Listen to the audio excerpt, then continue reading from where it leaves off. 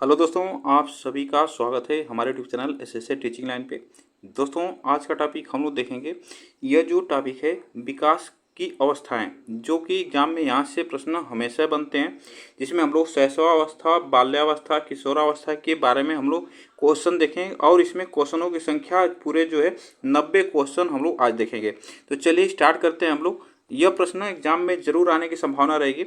चलिएगा, आज का पहला देखिएगा। पहले हम लोग सबसे पहले शैशवावस्था करते हैं, जिसमें शैशवावस्था जो होती है 0 से 2 वर्ष की शैशवावस्था होती है। इसको ध्यान रखिएगा, ठीक ना। देखिएगा, पहला प्रश्न है कौन सी अवस्था सीखने का अनोखा काल कहलाता है? बाल्यावस्था, गर्भावस्था, किशोरावस्था और शैशवावस्था। तो अभी हम लोग कौन सी अवस्था पढ़ रहे हैं? तो शैशवावस्था। तो सीखने का अनोखा काल हम लोग जानते हैं, तो वह होता है शैशवावस्था। इसको ध्यान रखिएगा, एग्जाम में यहाँ से प्रश्न ऐसे पूछा जाता है। उसके बाद देखिएगा, नवजात शिशु का भार लगभग कितना होता है? नवजात शिशु का भार अगर पूछ लिया जाता है एग्जाम में, तो 3 केजी, 4 केजी, 3.17 केजी और या तो 7 पाउंड हो सकता है, या तो 3.5 केजी। यह एग्जाम में पूछा जा सकता है।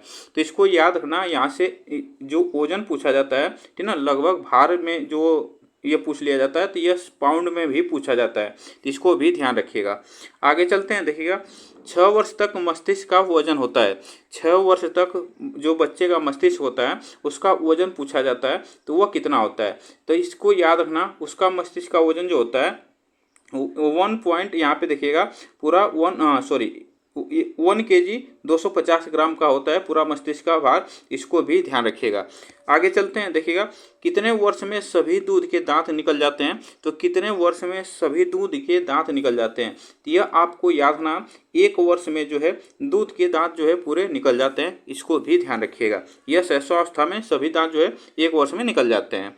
नवजात शिशु में हड्डियों की संख्या होती है। तो नवजात शिशु में जो है हड्डियों की संख्या पूछा जाता है। तो नवजात शिशु में हड्डियों की संख्या कितनी होती है? इसको याद रखना, नवजात शिशु में 270 हड्डियों की संख्या होती है, ठीक है।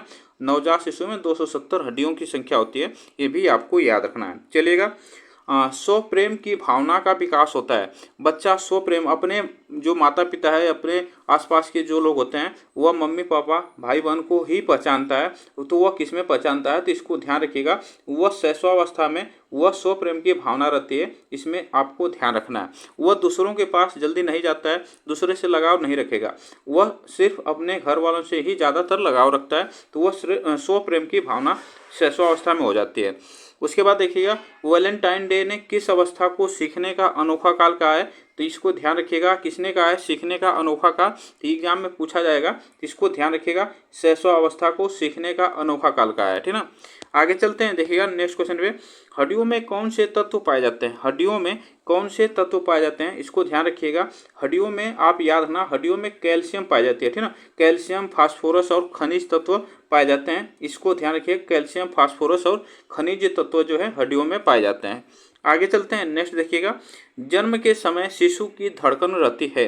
तो जब जन्म होता है बच्चे की, तो उस समय शिशु का जो धड़कन होता है वह कैसा रहता है? नियमित रहता है, नियंत्रित रहता है, निमंत्रित रहता है, या अनियमित रहता है, या इसमें से कोई नहीं? तो इसमें याद रखना, जब बच्चे को जो धड़कन होती है वो अनियमित रहती है उस समय। तो इसको भी याद रखना, शिशु का जो धड़कन होती है अनियमित रहती है। चलिएगा, दूध के दांत निकलने प्रारंभ होते हैं कब से? 1 माह से, 2 माह से, 1 वर्ष से और 6 माह से। तो दूध के जो दांत होते हैं वो निकलना प्रारंभ होते हैं, कब से प्रारंभ होते हैं? तो वो 6 माह से प्रारंभ हो जाते हैं दूध के दांत निकलना, ये भी ध्यान रखिएगा। आगे चलते हैं। देखिएगा, दूध के दांत कितने होते हैं? दूध के दांत जो होते हैं वो कितने होते हैं? एग्जाम में पूछ लिया जाता है, ये डायरेक्ट क्वेश्चन है, तो इसको ध्यान रखिएगा। दूध के दांत अगर पूछा जाए तो दूध के दांत जो होते हैं वो 20 होते हैं, ठीक ना। दूध के दांत, ये ध्यान रखिएगा, 20 होते हैं। आगे चलते हैं। देखिए, लड़कियों में कौन सी ग्रंथि पाई जाती है? लड़कियों में कौन सी ग्रंथि पाई जाती है? ओपीडस, यहाँ पे इलेक्ट्रा ग्रंथि, वो दोनों, इनमें से कोई नहीं बताएगा। इसमें से जो लड़कियों में ग्रंथि पाई जाती है, यह आप याद रखना, इलेक्ट्रा ग्रंथि पाई जाती है, ठीक ना। इलेक्ट्रा ग्रंथि पाई जाती है, इससे यह अपने पिताजी को ज़्यादा प्यार करते हैं लोग। तो ये लड़कियां अपने जो प्रेम होता है वो अपने पिताजी के प्रति ज़्यादा रहता है, तो इसमें यह इलेक्ट्रा ग्रंथि की होती है, तो इसको आप ध्यान रखिएगा। आगे चलते हैं, लड़कों में कौन सी ग्रंथि पाई जाती है, तो इसको ध्यान रखिएगा, ओपिडस, इलेक्ट्रा ग्रंथि दोनों और कोई नहीं। तो लड़कों में कौन सी ग्रंथि पाई जाती है, तो इसको ध्यान रखिएगा, यह जो है ओपिडस जो ग्रंथि होती है यह लड़कों में पाई जाती है, ठीक ना। यह जो ओविडस ग्रंथि है इसमें लड़के जो होते हैं अपने मम्मी से ज़्यादा प्यार करते हैं, माता से ज़्यादा प्यार करते हैं, इसको आप लोग ध्यान रखिएगा। उसके बाद देखिएगा, दोहराने की प्रवृत्ति पाई जाती है किसमें, दोहराने की प्रवृत्ति किसमें पाई जाती है, बाल्यावस्था में, शैशवावस्था में, किशोरावस्था में, कोई नहीं। तो इसमें याद रखना, जो दोहराने की प्रवृत्ति पाई जाती है बच्चे में, तो वह शैशवावस्था में ही पाई जाती है, ठीक ना, शैशवावस्था में पाई जाती है। चलिएगा आगे चलते हैं, देखिएगा, किस अवस्था को निर्माण काल कहते हैं, किस अवस्था को निर्माण काल कहते हैं, शैशवावस्था, बाल्यावस्था, किशोरावस्था, कोई नहीं। तो इसमें से याद रखना, निर्माण काल जिसे कहा जाता है तो वह शैशवावस्था को ही कहा जाता है, ठीक ना, शैशवावस्था को ही कहा जाता है। चलिएगा आगे चलते हैं, देखिएगा, परियों की कहानी को महत्व दिया जाता है किसमें, किंडरगार्टन, मॉन्टेसरी में, प्रोजेक्ट में, कोई नहीं। तो परियों की कहानी को महत्व दिया जाता है, यह किसमें दिया जाता है, तो यह मॉन्टेसरी विधि में, ठीक है ना, मॉन्टेसरी विधि में जो परियों की कहानी को महत्व दिया जाता है, इसको आप लोग याद रखना। चलिएगा, शिशु सबसे पहले किसको पहचानता है, शिशु जो है सबसे पहले किसको पहचानता है, पिताजी को, नर्स को, शिक्षक को, माताजी को। तो यह याद रखना, शिक्षक जो शिशु होता है तो वह सबसे पहले पहचानना किसको प्रारंभ करता है, तो वह अपने माताजी को सबसे पहले पहचानना शुरू करता है। उसके बाद आगे चलते हैं, देखिएगा, अल्पवयस्क बच्चों के अधिगम में अभिभावकों की भूमिका होती है। तो इसमें याद रखना, अल्पवयस्क बच्चे जो होते हैं उसमें अधिगम में अभिभावकों की भूमिका होती है क्या, निषेधात्मक होती है, अग्र सक्रिय होती है, संवेदनात्मक होती है, उदासीन होती है। तो ये भी ध्यान रखिएगा, एग्जाम में ऐसे प्रश्न एग्जाम में जरूर बनते हैं। तो यह एग्जाम में जो है पूछा गया प्रश्न है, ठीक है ना, यह जो प्रश्न है एग्जाम में पूछा गया है, यूपी टेट के ही एग्जाम में पूछा गया है 2011 में। चलेगा आगे चलते हैं, देखिएगा, बालक के हाथ पैर प्राथमिक शिक्षक है, मत किसका है बताइएगा, बालक के हाथ पैर जो है प्राथमिक शिक्षक हैं, यह किसका मत है, थांडाइक का, रूसो का, रॉस का और माता का। इसमें से याद रखना, यह जो मत है इसको याद रखना, एग्जाम में पूछा जाएगा, तो ये भी एग्जाम में पूछा गया प्रश्न है, तो ये रूसो का है, ठीक ना, रूसो का।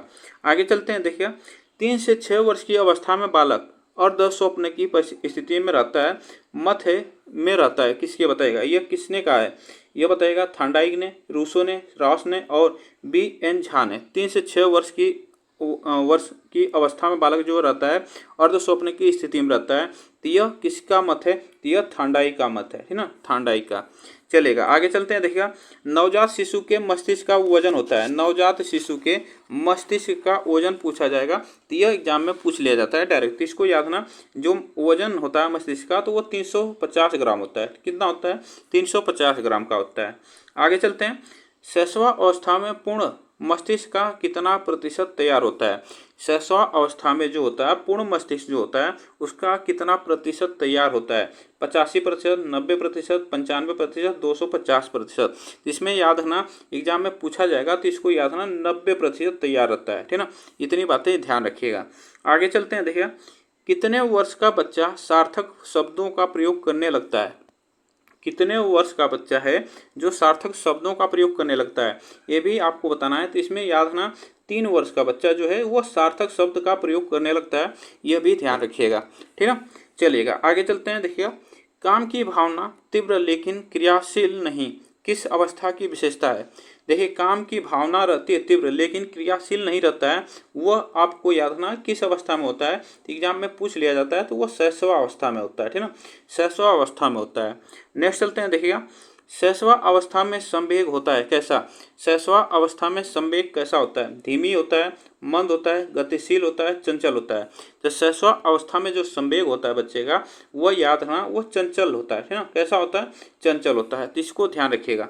नेक्स्ट चलते हैं, देखिए, शैशवा अवस्था में बच्चों के क्रियाकलाप डैश डैश होते हैं, शैशवा अवस्था में बच्चों के क्रियाकलाप होते हैं कैसे, मूल प्रवृत्त्यात्मक होते हैं, संरक्षित होते हैं, संज्ञानात्मक होते हैं, संवेगात्मक होते हैं। तो शैशवा अवस्था में जो बच्चा होता है उसका क्रियाकलाप कैसा होता है, यह आप याद रखना, एग्जाम में यह पूछा गया प्रश्न है, तो यह मूल प्रवृत्त्यात्मक होता है, ठीक है ना। यह 2000 याद रखना 2013 में और 2016 में यह पूछा गया प्रश्न है। 2011 और 13 और 16 में प्रश्न पूछा गया है। आगे चलते हैं, देखिएगा नेक्स्ट क्वेश्चन। स्व केंद्रित अवस्था होती है बालक के, बताइएगा। स्व केंद्रित अवस्था होती है बालक के जन्म से 2 वर्ष तक, किशोरावस्था तक, 7 से किशोरावस्था तक और 3 से 6 वर्ष तक। यह आपको याद रखना है कि जो यह अवस्था होती है यह 3 से, याद रखना यहाँ पे देखिएगा, यहाँ 3 से 6 वर्ष होती है। यहाँ पे ऊपर नीचे हुआ है ऑप्शन, तो यह 3 से 6 वर्ष होती है, इसको भी आप ध्यान रखिएगा। और यह जो है 2013 में पूछा गया प्रश्न है, ठीक है ना, 2013 में यह पूछा गया प्रश्न है। आगे चलते हैं। शैशव काल की अवधि होती है कितने, बताइएगा। शैशव अवधि काल की इसमें शैशव काल की अवधि पूछा है, यह बताइएगा इसमें से कौन सा है। तो शैशव काल की अवधि मानी जाती है, याद रखना, जन्म से 3 वर्ष, ठीक है ना, जन्म से 3 वर्ष माना जाता है। लेकिन आपको 3 वर्ष भी कहीं कहीं आपको मिलेगा और यहाँ से जन्म से 2 वर्ष भी मिलेगा, इसको भी ध्यान रखिएगा। आपको इसमें ध्यान रखना है कि यह पूछा गया जो प्रश्न है यह पूछा गया सीटेट के एग्जाम में पूछा गया प्रश्न है, ठीक है ना।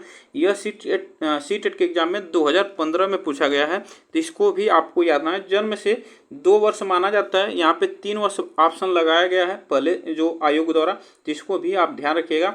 जन्म से 2 वर्ष माना जाता है शैशवावस्था, तो इसको भी आपको याद रखना है।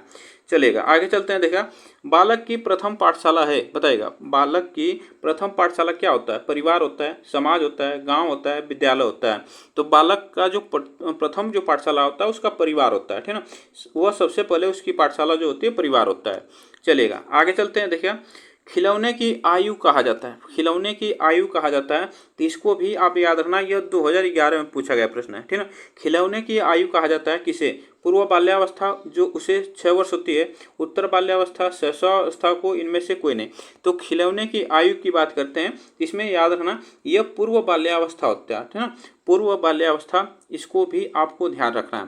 आगे चलते हैं। देखिएगा, अब उसके बाद आता है हमारा, देखिएगा, बाल्यावस्था। बाल्यावस्था की बात करते हैं तो बाल्यावस्था में 2 अवस्था होती हैं, जिससे इसमें देखिएगा पूर्व बाल्यावस्था और उत्तर बाल्यावस्था। जो कि पूर्व बाल्यावस्था 3 से 6 वर्ष होती है और उत्तर बाल्यावस्था जो होती है ये 6 से 12 वर्ष होती है, इसको भी आपको याद रखना है। चलेगा, अब देखिएगा यहाँ पे एग्जाम में पूछ लिया जाता है डायरेक्ट यहाँ से प्रश्न, तो किस अवस्था में प्राथमिक विद्यालय में प्रवेश की अवस्था कहते हैं, बताइएगा। प्रवेश की अवस्था कहते हैं, तो बताइएगा इसमें से कौन सा ऑप्शन हमारा से होगा, शैशवावस्था, बाल्यावस्था, उत्तर बाल्यावस्था। तो इसको आप बताइएगा कौन सा ऑप्शन से होगा, तो यह बाल्यावस्था, ठीक है ना, बाल्यावस्था यहाँ पे सही होगा। प्राथमिक विद्यालय में प्रवेश की अवस्था जो होती है वो बाल्यावस्था होती है।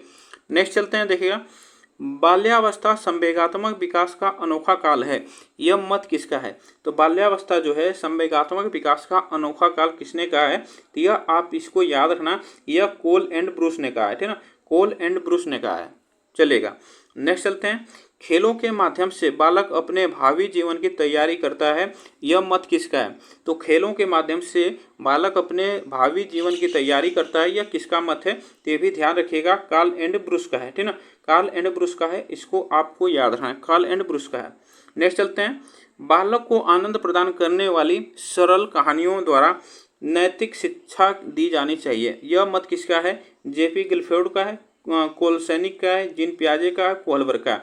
तो बालक को आनंद प्रदान करने वाली सरल कहानियों का द्वारा नैतिक शिक्षा दी जानी चाहिए, यह किसने कहा है, यह कोलसैनिक ने कहा है, ठीक है ना, कोलसैनिक ने कहा है, ये आपको ध्यान देना है। चलेगा, देखिएगा, बाल्यावस्था में भाषा के ज्ञान पर बल दिया जाता है, बाल्यावस्था में भाषा के ज्ञान पर बल दिया जाता है, अधिक, अत्यधिक, न्यून और नहीं। तो बाल्यावस्था में आपको याद रखना भाषा पर ज्ञान दिया, भाषा के ज्ञान पर बल दिया जाता है, तो वह दिया जाता है अत्यधिक, ठीक है ना, अत्यधिक इस पर ध्यान दिया जाता है।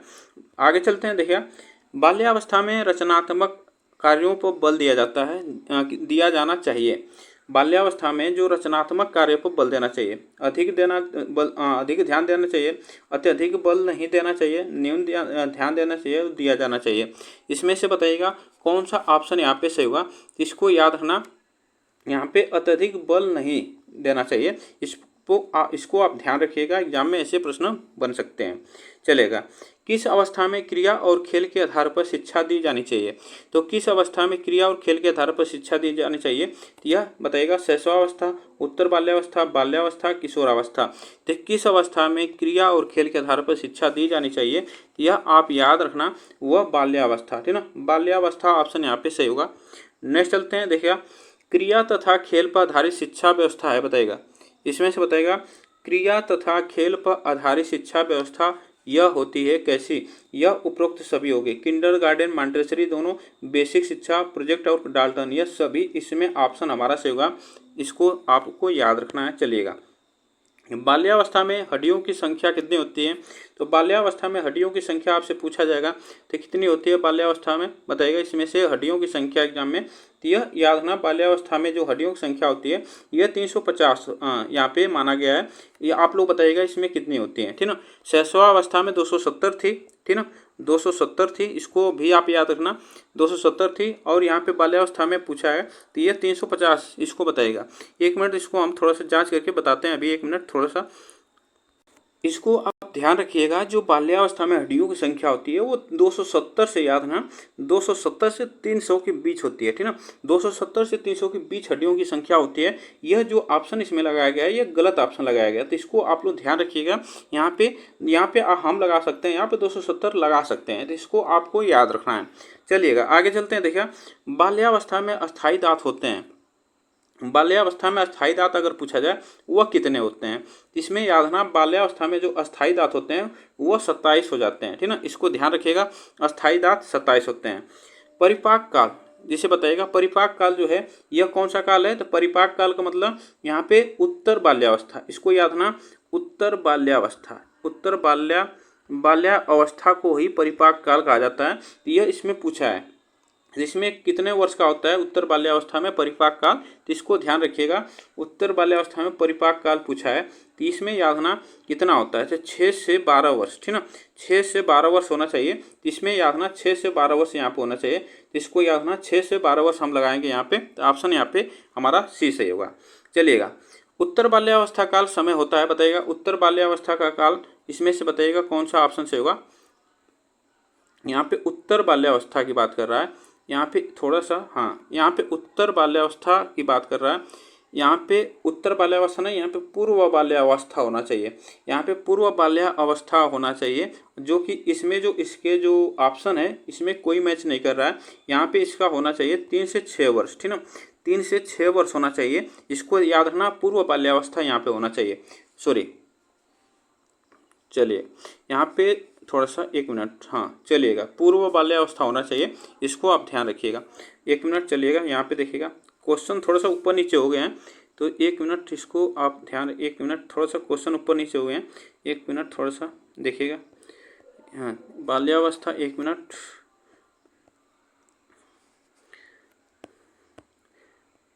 ये सही है, ये आप इसको याद रखना, परिपाक काल हम बताए हैं, तो ये कितना 6 से 12 वर्ष, इसको याद रखना 6 से 12 वर्ष जो कि उत्तर बाल्यावस्था होता है। यहाँ पे क्वेश्चन रिपीट हो गया, ये भी देखिए 11 नंबर हो गया, तो इसी को उत्तर बाल्यावस्था को ही 6 से 11 वर्ष, 6 से 12 वर्ष कहा जाएगा, इसको ध्यान रखिएगा। उसके बाद आता है हमारा, देखिएगा पूर्व बाल्यावस्था, पूर्व बाल्यावस्था जो होता है वो हमारा 3 से 6 वर्ष का होता है, इसको याद रखना, पूर्व बाल्यावस्था जो होता है 3 से 6 वर्ष का होता है, इसको भी आपको याद रखना है। संग्रह की प्रवृत्ति पाई जाती है, संग्रह की प्रवृत्ति पाई जाती है, किसमें संग्रह की प्रवृत्ति पाई जाती है? तो वह बाल्यावस्था में संग्रह की प्रवृत्ति पाई जाती है, ठीक ना। नेक्स्ट चलते हैं, देखिए स्फूर्ति की अवस्था कहते हैं, स्फूर्ति की अवस्था किसे कहते हैं? शैशवावस्था को, बाल्यावस्था को, किशोरावस्था को और पूर्व बाल्यावस्था को, जिसमें स्फूर्ति की अवस्था किसे कहा जाता है? तो यह याद रखना, बाल्यावस्था को स्फूर्ति की अवस्था कहा जाता है। आगे चलते हैं, देखिएगा मिथ्या परिपक्वता का काल कहा जाता है, मिथ्या परिपक्वता का काल कहा जाता है किसे? इसको आप बताइएगा, इसमें से कौन सा ऑप्शन हमारा से होगा जो मिथ्या परिपक्वता का काल कहा जाता है? इसमें याद रखना उसे कहा जाता है किसे? तो यह बाल्यावस्था को कहा जाता है, ठीक ना, बाल्यावस्था को ही कहा जाता है। आगे चलते हैं, देखिएगा नेक्स्ट क्वेश्चन, काम प्रवृत्ति की न्यूनता पाई जाती है, बताइएगा काम प्रवृत्ति की न्यूनता पाई जाती है किसमें? शैशवावस्था में, बाल्यावस्था में, किशोरावस्था में, कोई नहीं। तो बताइएगा इसमें से जो काम प्रवृत्ति की न्यूनता पाई जाती है वह इसमें किसमें पाई जाती है? तो वह पाई जाती है बाल्यावस्था में, ठीक ना, बाल्यावस्था में ही यह काम प्रवृत्ति की पाई जाती है। इसको याद रखना। देखिएगा, बहिर्मुखी व्यक्तित्व का विकास प्रारंभ होता है। बहिर्मुखी व्यक्तित्व का विकास प्रारंभ होता है, यह कब किसमें होता है प्रारंभ, इसको याद रखना। बताइएगा, तो यह बाल्यावस्था में ही प्रारंभ होता है, बाल्यावस्था में प्रारंभ होता है। आगे चलते हैं। बाल्यावस्था में खेल की प्रवृत्ति कैसी होनी चाहिए। बाल्यावस्था में खेल की प्रवृत्ति कैसी होनी चाहिए। व्यक्तिगत होनी चाहिए, सामूहिक होनी चाहिए, दोनों होने चाहिए और कोई नहीं होना चाहिए। जिसमें से याद रखना, इसमें से पूछा जाएगा तो बाल्यावस्था में खेल की जो प्रवृत्ति है उसको याद रखना, वो सामूहिक होनी चाहिए। ठीक ना, कैसी होनी चाहिए, सामूहिक होनी चाहिए, ये भी ध्यान रखिएगा। आगे चलते हैं। नेक्स्ट क्वेश्चन देखिएगा यहाँ पे, बाल्यावस्था की प्रमुख मनोवैज्ञानिक विशेषता क्या है। बाल्यावस्था की प्रमुख मनोवैज्ञानिक विशेषता क्या होती है। पर निर्भरता, सामूहिकता की भावना, धार्मिकता और अनुकरणात्मक प्रवृत्ति। जिसमें जो बाल्यावस्था की यह मनोवैज्ञानिक विशेषता जो पाई जाती है वह पाई जाती है सामूहिकता की भावना, इसमें पाई जाती है, सामूहिकता की भावना पाई जाती है। आगे चलते हैं। नेक्स्ट देखिएगा, बाल्यावस्था में मस्तिष्क का विकास होता है। बाल्यावस्था में जो है मस्तिष्क का विकास होता है, वह किसमें होता है। देखिएगा, जब बाल्यावस्था में मस्तिष्क का विकास जो हो जाता है वह 95% हो जाता है। ठीक ना, 95% इसमें हो जाता है। आगे चलते हैं। निरुद्देश्य भ्रमण की प्रवृत्ति पाई जाती है। बिना उद्देश्य की जो बच्चे भ्रमण करते हैं वह निरुद्देश्य की बात करता है, तो वह इसमें याद रखना, वो भ्रमण की प्रवृत्ति किसमें पाई जाएगी, तो वह बाल्यावस्था में ही पाई जाती है। इसको याद रखना, बिना उद्देश्य के बच्चे घूमते फिरते रहते हैं हमेशा, तो वह याद रखना इसमें बाल्यावस्था में ही पाई जाती है। आगे चलते हैं। देखिए, वास्तविक जगत में प्रवेश की अवस्था है। वास्तविक जगत में प्रवेश की अवस्था है शैशवावस्था, बाल्यावस्था, किशोरावस्था, कोई नहीं। तो इसमें से आपसे पूछा जाएगा वास्तविक जगत में प्रवेश की अवस्था जो कही जाती है तो वो बाल्यावस्था को कही जाती है। ठीक है, बाल्यावस्था को कही जाती है। आगे चलते हैं। नेक्स्ट देखिएगा, शर्म तथा गर्व जैसी भावना का विकास किस अवस्था में होता है।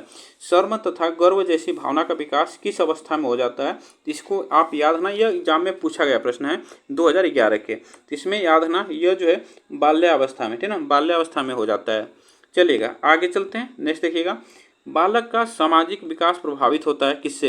बालक का सामाजिक प्रभाव जो विकास प्रभावित होता है तो वह प्रभावित होता है इन सभी से। जैसे सामाजिक आर्थिक स्तर से भी प्रभावित होगा, विद्यालय से भी होगा, परिवार से भी होगा, तो यह सभी इससे प्रभावित होता है। इसमें जो ऑप्शन हमारा से होगा यहाँ पे डी ऑप्शन सही होगा। ठीक ना, चलिएगा आगे चलते हैं। मानव विकास की वह अवस्था जिसे सुनहरी अवस्था कहा जाता है वह है, बताएगा। मानव विकास की वह अवस्था जिसे सुनहरी अवस्था कहा जाता है तो वह बताएगा। इसमें से कौन सा ऑप्शन हमारा सही होगा, तो वह याद रखना बाल्यावस्था। ठीक है, बाल्यावस्था ऑप्शन यहाँ पे सही होगा। आगे चलते हैं।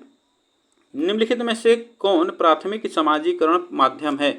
तो प्राथमिक सामाजिकरण माध्यम कौन है यह आपको बताना है। तो बताइएगा, प्राथमिक सामाजिकरण जो माध्यम है तो वो परिवार होता है। ठीक है, कौन होता है, परिवार होता है। ठीक है, इतनी बातें ध्यान रखिएगा। आगे चलते हैं। माँ बाप के साय से बाहर निकल अपने साथी बालकों की संगत को पसंद करना संबंधित है। वह किसमें, किशोरावस्था में, पूर्व बाल्यावस्था में, उत्तर बाल्यावस्था में, शैशवावस्था में। तो यहाँ से पूछा गया है, तो यह बताइएगा जब इसमें जो बच्चा निकलता है तो वह याद रखना अपने माँ बाप के साय से बाहर निकलकर वो समूह में बालकों के साथ संगत में वो खेलना पसंद करता है, तो वह उत्तर बाल्यावस्था में करता है। आगे चलते हैं। देखिएगा, बच्चों के सामाजिक विकास में डैश डैश का विशेष महत्व होता है। तो बताइएगा किसका विशेष महत्व होता है, खेल का, बाल साहित्य का, दिनचर्या का, संचार माध्यम का। तो बच्चों के समाज के विकास में सबसे अच्छा जो विशेष महत्व माना जाता है वह माना जाता है खेल का। ठीक ना, खेल का माना जाता है। आगे चलते हैं। नेक्स्ट चलते हैं। देखिएगा, गिरोह अवस्था किस आयु वर्ग से संबंधित है। गिरोह अवस्था किस आयु वर्ग से संबंधित है, तो यह आपसे प्रश्न पूछा जाएगा। बताइएगा, गिरोह अवस्था की बात करते हैं तो गिरोह अवस्था जो पाई जाती है वह 8 से 10 वर्ष की 8 से 10 वर्ष एवं सामाजिकरण इसमें पाई जाती है। इसमें गिरोह की अवस्था इसे कहा जाता है, इसको भी आपको ध्यान रखना है। चलिएगा आगे चलते हैं। निम्न में से कौन सी बाद की बाल्यावस्था के बौद्धिक विकास की विशेषता नहीं है। बताइएगा, इसमें से विशेषता नहीं है पूछा है। बताइएगा, इसमें से कौन सी विशेषता नहीं है। विज्ञान की काल्पनिक कथाओं में अत्यधिक रुचि रहना, बढ़ती हुई तार्किक शक्ति, भविष्य की योजना की सूझबूझ और इसमें से काल्पनिक भयों का अंत। इसमें से पूछा है कि जो बाल्यावस्था की बौद्धिक विकास की विशेषता नहीं होती है तो वह भविष्य की योजना की सूझबूझ यह नहीं रहती है। इसको भी आपको ध्यान रखना है। चलिएगा अब देखिएगा यहाँ पे हमारा आता है यहाँ पे किशोरावस्था। किशोरावस्था जो होता है हमारा यहाँ से 12 से 18 वर्ष, ठीक ना, 12 से 18 वर्ष किशोरावस्था माना जाता है। तो इसको भी आपको याद रखना है, एग्जाम में यहाँ से प्रश्न पूछ लिया जाएगा। चलेगा, यहाँ देखिएगा पहला प्रश्न है किशोरावस्था की विशेषता क्या है। देखिएगा किशोरावस्था की विशेषता इसमें दिया है, तो बताना है इसको। देखिएगा सामाजिक विकास की तीव्रता, धार्मिक विकास की तीव्रता, अकेले खेलने की प्रवृत्ति, सीखने की तीव्रता, कल्पना शक्ति का विकास। इसमें से याद रखना यो किशोरावस्था की जो विशेषता पाई जाती है इसमें सामाजिक विकास इसमें तीव्र होता है, धार्मिक विकास इसमें तीव्र होता है, और क्या होता है इसमें याद रखना अकेले खेलने की प्रवृत्ति इसमें नहीं पाई जाती है, सीखने की तीव्रता इसमें नहीं होती है, और कल्पना शक्ति का विकास इसमें पाया जाता है। तो ये इसमें जो पाए जाते हैं 1, 2 और 5, इसमें जो ऑप्शन से होगा हमारा डी ऑप्शन यहाँ पे से होगा, इसकी किशोरावस्था की यह विशेषता है। आगे चलते हैं, किशोरावस्था में शिक्षा का महत्व क्या होना चाहिए बताइएगा। किशोरावस्था में शिक्षा का महत्व क्या होना चाहिए बताइएगा। इसमें से क्या होना चाहिए, खेल पर आधारित शिक्षा, जीविकोपार्जन के उद्देश्य की पूर्ति के लिए शिक्षा, भाषा और गणित की शिक्षा, इनमें से कोई नहीं। तो यहाँ पे देखिएगा किशोरावस्था में जो शिक्षा का स्वरूप होना चाहिए वह याद रखना, इसमें ऑप्शन हमारा बी माना गया है एग्जाम में, यह बी ऑप्शन यहाँ पे माना गया, तो इसको भी आपको ध्यान रखिएगा। आगे चलते हैं, किशोरावस्था की प्रमुख मनोवैज्ञानिक विशेषता क्या है बताइएगा। किशोरावस्था की प्रमुख मनोवैज्ञानिक विशेषता क्या है, इसमें से बताइएगा कौन सा ऑप्शन यहाँ पे से होगा। तो देखिएगा यहाँ पे जो किशोरावस्था की प्रमुख मनोवैज्ञानिक विशेषता मानी गई है, तो वह याद रखना पूर्ण संवेगात्मक विकास के कारण अस्थायित्व एवं समायोजन की कमी, यह किशोरावस्था में होती है, इसको भी आप याद रखना। चलिएगा आगे चलते हैं। देखिएगा एडोलोसेंस किसकी रचना है बताइएगा। एडोलोसेंस किसकी रचना है यह बताइएगा, कौन सा ऑप्शन यहाँ पे से होगा। एडोलोसेंस की बात करते हैं तो जी.एस. हॉल ने, और यहाँ पे देखिए जे.पी. गिलफोर्ड ने, स्किनर ने, थॉर्नडाइक ने। तो एडोलोसेंस की बात करते हैं तो यह किसकी पुस्तक है, यह जी.एस. हॉल की, ठीक है, जी.एस. हॉल की पुस्तक है, ये आपको ध्यान रखना है। चलिएगा आगे चलते हैं। नेक्स्ट देखिएगा किशोरावस्था में निर्देशन की आवश्यकता किस क्षेत्र में होती है। तो निर्देशन की आवश्यकता किस क्षेत्र में होती है, व्यक्तिगत, व्यावसायिक, शैक्षिक और उपरोक्त सभी। तो इसमें याद रखना किशोरावस्था में निर्देशन की आवश्यकता किस क्षेत्र में पाई जाती है, तो वह पाई जाती है हमारी उपरोक्त सभी में, ठीक है, उपरोक्त सभी में पाई जाती है। आगे चलते हैं। देखिए किशोरावस्था में शिक्षा होनी चाहिए, किशोरावस्था में शिक्षा होनी चाहिए, कैसी शिक्षा होनी चाहिए, यौन शिक्षा होनी चाहिए, शैक्षिक, पर्यटन और जीवन दर्शन की शिक्षा होनी चाहिए, भाषा विकास की शिक्षा होनी चाहिए, उपरोक्त सभी होनी चाहिए। इसमें याद रखना उपरोक्त इसमें से सभी होनी चाहिए, ठीक ना, उपरोक्त सभी होनी चाहिए। नेक्स्ट चलते हैं आगे। देखिएगा किशोर में जो शारीरिक, मानसिक और संवेगात्मक परिवर्तन होते हैं वे अकस्मात होते हैं, यह कथन किसने कहा है बताइएगा। स्किनर ने कहा है, थॉर्नडाइक ने, जी.एस. हॉल ने और इवान पावला ने। इसमें से याद रखना किशोर में जो शारीरिक, मानसिक और संवेगात्मक जो परिवर्तन होता है वह आपसे पूछा गया, तो जी.एस. हॉल ने, ठीक ना, जी.एस. हॉल ने यह इनका कथन है।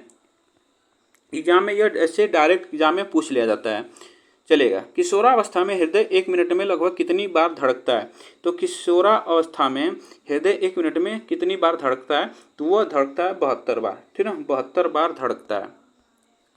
चलिएगा आगे चलते हैं। नेक्स्ट क्वेश्चन देखिएगा, धार्मिक एवं नैतिक शिक्षा दी जानी चाहिए, धार्मिक एवं नैतिक शिक्षा दी जानी चाहिए, तो वह दी जानी चाहिए किशोरावस्था में, ठीक ना, किशोरावस्था में दी जानी चाहिए। नेक्स्ट चलते हैं। देखिएगा एक नवजात शिशु का भार कितना होता है। एक नवजात शिशु का भार अभी हम बता चुके हैं, तो वो होता है 7 पाउंड, ठीक है, 7 पाउंड होता है एक नवजात शिशु का भार। आगे चलते हैं। हैडो कमेटी का विषय क्या था, हैडो कमेटी का विषय क्या था वह आपको बताना है। तो इसमें याद रखना हैडो कमेटी का विषय अगर पूछा जाए तो वह किशोरावस्था था, किशोरावस्था। आगे चलते हैं। देखिए स्टैनले हॉल की परिभाषाओं में कौन सम्मिलित नहीं है, नहीं है प्रकाशन, समस्या, संघर्ष, तनाव, तूफान। स्टैनले हॉल की बात करते हैं, इसमें जो शामिल नहीं है तो वह जो है समस्या, उसमें संघर्ष, तनाव और तूफान की अवस्था किसने कहा है, तो यह कहा है स्टैनले हॉल ने। ये भी ध्यान रखिएगा, संघर्ष, तनाव, तूफान की अवस्था स्टैनले हॉल ने कहा है अपनी परिभाषा में। इसको आपको याद रखना, एग्जाम में पूछ लिया जाता है, इसमें पूछा नहीं, तो इसमें समस्या नहीं है। आगे चलते हैं। देखिए किशोरापन किशोरियों में किशोरों की तुलना में कितने वर्ष पहले आता है बताइएगा। जो किशोरापन होता है वो किशोरियों में किशोरों की तुलना में कितने वर्ष पहले आ जाता है? 4 वर्ष पहले, 3 वर्ष पहले, 2 वर्ष पहले, 1 वर्ष पहले। तो यह आपसे पूछा है, बताइएगा यह कितने वर्ष पहले आ जाता है? तो वह 2 वर्ष पहले आ जाता है, ठीक ना। आगे चलते हैं, देखिएगा किस अवस्था में आत्महत्या की प्रवृत्ति पाई जाती है? किस अवस्था में आत्महत्या की प्रवृत्ति पाई जाती है, यह बताइएगा। कौन सा ऑप्शन यहाँ पे से होगा? तो यह पाई जाती है, याद रखना, किशोरावस्था में, ठीक ना।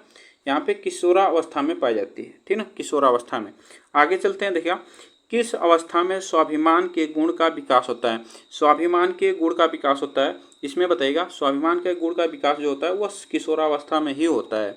आगे चलते हैं, देखिए बुद्धि का अधिकतम विकास किस अवस्था में होता है? तो वह होता है, आप याद रखना, वह किशोरावस्था में ही होता है, ठीक है ना, किशोरावस्था में ही होता है। आगे चलते हैं, स्टेनले हॉल कहाँ के मनोवैज्ञानिक थे? स्टेनले हॉल जो थे वह कहाँ के मनोवैज्ञानिक थे? तो इसमें याद रखना वह थे अमेरिकी मनोवैज्ञानिक, ठीक है, अमेरिकी मनोवैज्ञानिक थे। नेक्स्ट चलते हैं, प्रज्ञा के दांत कितने होते हैं?